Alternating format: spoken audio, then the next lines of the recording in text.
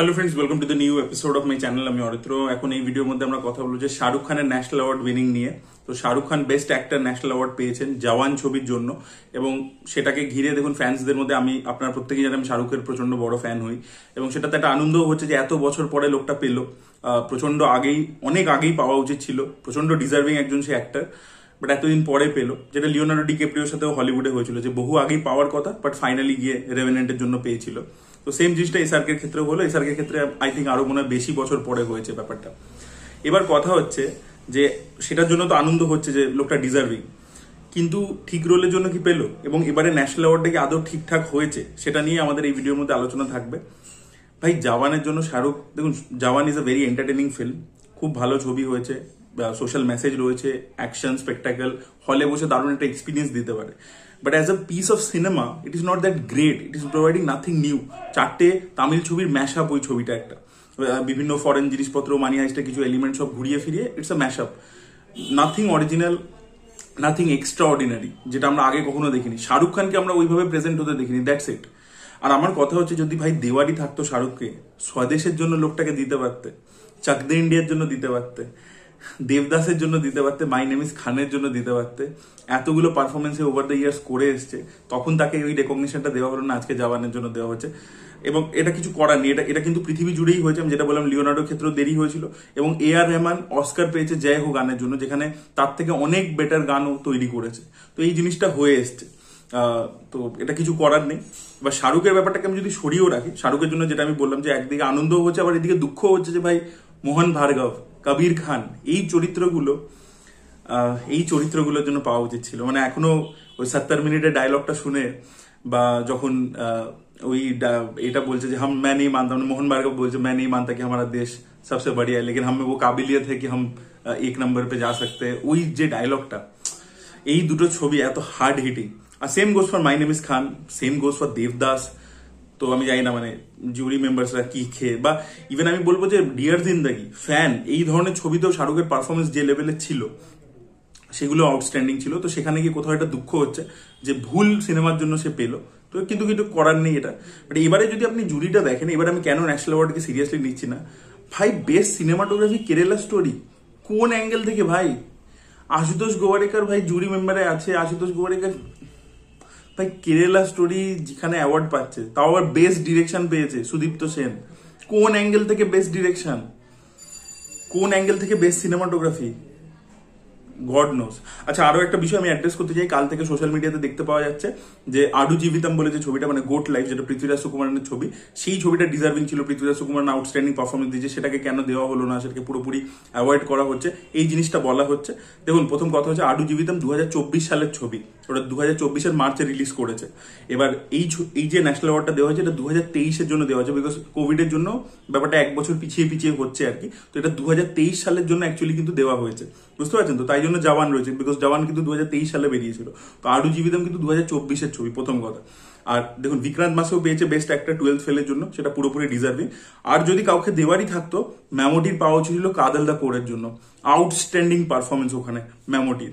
তো এবারে তো আমি দেখলাম যে কেরালাকে পুরোপুরি, মানে মালায়ালাম ইন্ডাস্ট্রিকে পুরোপুরি অ্যাভয়েড করা হয়েছে, তাদেরকে কিছু দেওয়াই হয়নি, বরং ভুলভাল অ্যাওয়ার্ড দেওয়া হয়েছে। দেখুন, এই যে তেলেগু বেস্ট ফিচার ফিল্ম দিয়েছে ভগবন্ত কেসারিকে, যারা হাসতো ভগবন্ত কেসারিকে যখন আমি ভালো বলতাম, লোকে হাসতো, এখন দেখুন ন্যাশনাল অ্যাওয়ার্ড পেয়েছে। দেখুন ভগবন্ত কেসারি, নো ডাউট অনিল রাভিপুডিকে আমার পছন্দ অ্যাজ এ ডিরেক্টর। ওই ছবির মধ্যে সে বালাকৃষ্ণকে যেভাবে প্রেজেন্ট করেছিল, একটা নতুন ভাবে একটা ফ্যামিলিস্টিক টেক ছিল, খুব মজার ছবি, খুব এন্টারটেনিং ছবি, রিওয়াচেবল ভ্যালু প্রচুর আছে, ভালো কমার্শিয়াল ছবি। দেখুন কমার্শিয়াল ছবি ন্যাশনাল অ্যাওয়ার্ড পাচ্ছে, এতে আমার কোনো প্রবলেম নেই, কিন্তু আমার কথা হচ্ছে যেটাকে তুমি দিচ্ছ তার থেকে বেটার সে বছর অন্য ছবি আছে। নানির দুটো ছবি 2023 সালে এসছে, একটা হচ্ছে দশরা, যেটা আউটস্ট্যান্ডিং পারফরমেন্সও নানি দিয়েছে, এবং ছবিটার মেকিং আপনি দেখুন শ্রীকান্ত ওডলা কি করেছে, সেটার সামনে ভগবন্ত কেসারি কিছুই নয়। কমার্শিয়াল ছবিকে দিতে হলে তাহলে নানির দশরাকে দিন, বা হাইনানাকে দিন। হাইনানা যে ইমোশনাল ভ্যালু, আপনি যে কোনো একটাকে দিতে পারেন, সেখানে দেওয়া হয়েছে কোনটাকে? ভগবন্ত কেসারিকে। আমি জানি না। আর একটা তেলেগু ছবি এসেছিল বেবি বলে, সুপারহিট হয়েছিল বক্স অফিসে, ওই ছবিটা তারপরে আবার অন্য ভাষায় রিমেকও হচ্ছে। ওই ছবিটা ডিসেন্ট একটা ছবি, ঠিক আছে, এই বিজয় দেবরকোন্ডার ভাই ওখানে রয়েছে, আনন্দ দেবরকোন্ডা, বাট ওই ছবিটাকে বেস্ট স্ক্রিন প্লে, ভাই বেস্ট স্ক্রিন প্লে একটা টাইমে আসুরানের জন্য ভেটরি-বারন পেত, দ্যাট ওয়াজ দ্য স্ট্যান্ডার্ড। সেখানে তুমি বেবি বলে ছবিটা আপনি যদি দেখেন, খুবই অর্ডিনারি ছবি। ওই ছবিটার মধ্যে এই আজকের দিনের রিলেশনশিপকে তুলে ধরেছে এবং ফিমেলকে ভিলেন দেখিয়ে দিয়েছে, ওই জন্য ছবিটা অতটা হিট হয়েছে। সেই জিনিসটাই হয়েছে, কোনো নুয়ান্স নেই। মানে লাভার বলে একটা তামিল ছবি হয়েছিল, সেখানে ব্রেকআপের পরবর্তীতে যে জিনিসটাকে কতটা ম্যাচুরিটির সাথে কতটা নুয়ান্সের সাথে দেখিয়েছিল, তার 1%ও বেবির মধ্যে নেই। ঠিক আছে, বেবি ডিসেন্ট ছবি, হ্যাঁ এন্টারটেনিং ছবি, কিন্তু তার তুলনায় বালাগাম বলে যে ছবিটা, সেই ছবিটা অনেক বেটার একটা ছবি, তেলেগুতেই আমি বলছি। বাট কি করে বেবি বেস্ট স্ক্রিন প্লে পেয়ে যায় আমি জানি না। অ্যানিমাল দুটো টেকনিক্যাল অ্যাওয়ার্ড জিতেছে সাউন্ড মিক্সিং এবং বিজিএম এর জন্য, যেটা ডিজার্ভিং ছিল। অ্যানিমালের টেকনিক্যালিটিস অসাধারণ ছিল এবং সেটার জন্য পেয়েছে, পুরোপুরি ডিজার্ভিং। আর আরো একটা ক্যাটাগরি যেটা নিয়ে আমি জাস্ট ভাবতেই পারছি না যে কিভাবে পেলো, best film in wholesome entertainment, এটা একটা ক্যাটাগরি থাকে, সেখানে রকি আর রানী কি প্রেম কাহিনী এই ছবিটা পেয়েছে। ভাই কিভাবে পেলো, মানে এখান থেকে তো বোঝা যাচ্ছে ভাই, মানে এবারে আপনি জাস্ট চয়েসেস গুলো দেখুন জিউরি, সেখান থেকে পুরো ব্যাপারটা ক্লিয়ার হয়ে যাচ্ছে যে যা খুশি তাই করেছে। ভাই যদি হোলসাম এন্টারটেনমেন্টে দেওয়ার হতো তাহলে জওয়ানকে দিতে পারতো। জওয়ান ওয়াজ আ মোর হোলসাম এন্টারটেনিং ফিল্ম দেন রকি और রানী কি প্রেম কাহিনী। রকি और রানী কি প্রেম কাহিনী কিচ্ছু বিষয়, মানে জওয়ানে উল্টে বরং একটা সোশ্যাল ইস্যু ছিল, তার সাথে অ্যাকশন ছিল, স্পেকটাকেল ছিল, that was a wholesome entertaining film, comedy ছিল, সবকিছু ছিল। রকি রানী কি প্রেম কাহিনী কি করে হোলসাম এন্টারটেনমেন্ট এবং সিনেমা হিসেবে it's nothing great, it is not breaking boundary. জওয়ানও সেটা করছে না। একটা টাইমে হোলসাম ক্যাটাগরির মধ্যে চাক দে ইন্ডিয়া অ্যাওয়ার্ড পেয়েছে, মুন্না ভাই অ্যাওয়ার্ড পেয়েছে, ঠিক আছে, এই ধরনের ছবি অ্যাওয়ার্ড পেয়েছে। তো সেখানে গিয়ে আপনি একটা দিচ্ছেন, দেখুন মাসালা ছবিকে দিতেই পারেন, কিন্তু তাহলে সেই মাসালা ছবিটা সেরকম লেভেলে হতে হবে যেমন দাবাং পেয়েছিল এই ক্যাটাগরির মধ্যে 2010 সালে। এবার দাবাং কিন্তু was a well made commercial movie, ওর মধ্যে কিন্তু আর্টস ছিল, ওর মায়ের সাথে সম্পর্ক, ছোটবেলা থেকে সিস্টেমের করাপশন, ইউপির ব্যাকড্রপ, সেগুলো কিন্তু খুব অথেন্টিক ভাবে দেখিয়েছিল। আমার কথা হচ্ছে রকি আর রানী কি প্রেম কাহিনী কি দেখাচ্ছে, কিভাবে এনভেলপ পুশ করছে আমি জানি না। ঠিক আছে, মানে এগুলো হচ্ছে ডিসেন্ট গুড এন্টারটেনিং ফিল্মস যেটা আমি দেখতে পারি, বাট এটা হোলসাম এন্টারটেনমেন্টে এক্সট্রাঅর্ডিনারি কিছু করে দিচ্ছে না।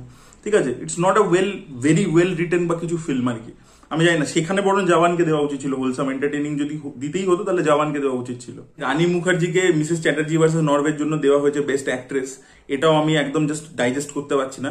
রানী মুখার্জির ওই ছবিটা বক্স অফিসে হিট হয়েছে, ছবিটা ডিসেন্ট ছবি, আগে না ওইটা ডিসেন্ট ছবি, কিছু কিছু রানী মুখার্জির পারফরমেন্স ভালো ছিল, বাট আপনাকে দেখতে হবে যে ও বছর আর অন্য কারা ছিল যারা থেকে বেটার।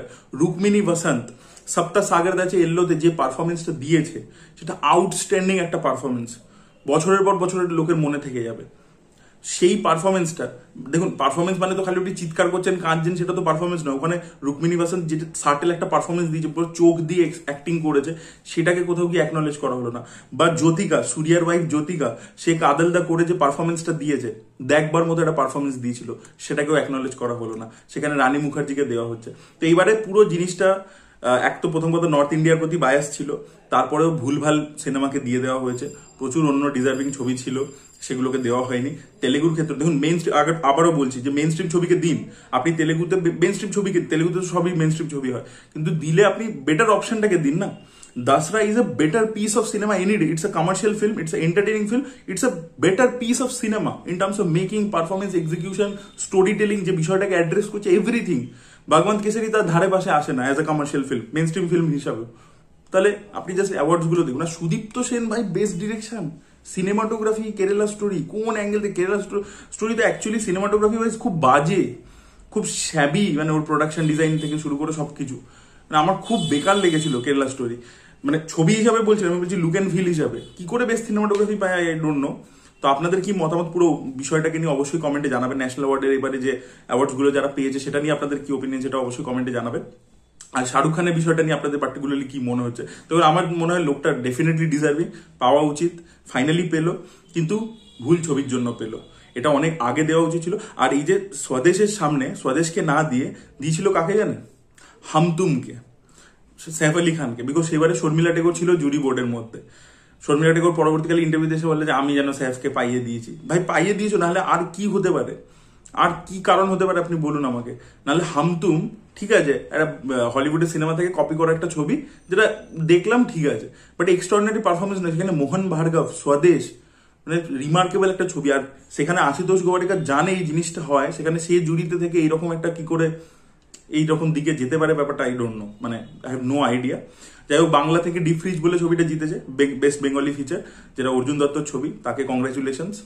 তো এটাই বলা ছিল, আপনাদের মতো অবশ্যই কমেন্টে জানাবেন। Thank you so much, by.